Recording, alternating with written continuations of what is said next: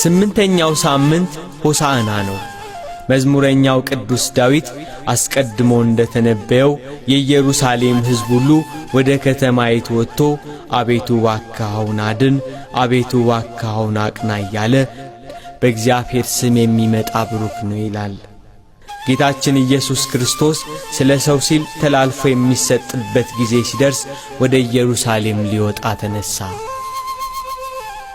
ደብረ ዘይት በሚባል ተራራ አጠገብ ወዳለች ወደ ቤተ ፋጌና ወደ ቢታንያ ጌታችን ኢየሱስ ክርስቶስ በአህያ ውርንጭላ ላይ ተቀምጦ ወደ ኢየሩሳሌም ቀረበ።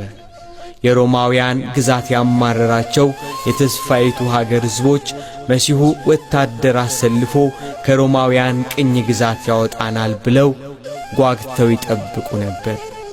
የኢየሱስ ክርስቶስ ተአምር የደረሳቸው ድንቅ ሥራውን የሰሙ ከበረከተው ኅብስት የተቋደሱ ፊቱን ማየት የናፈቁ ቃሉን መስማት የጓጉ ሁሉ ወደ ኢየሩሳሌም ሊቀበሉት ወጡ።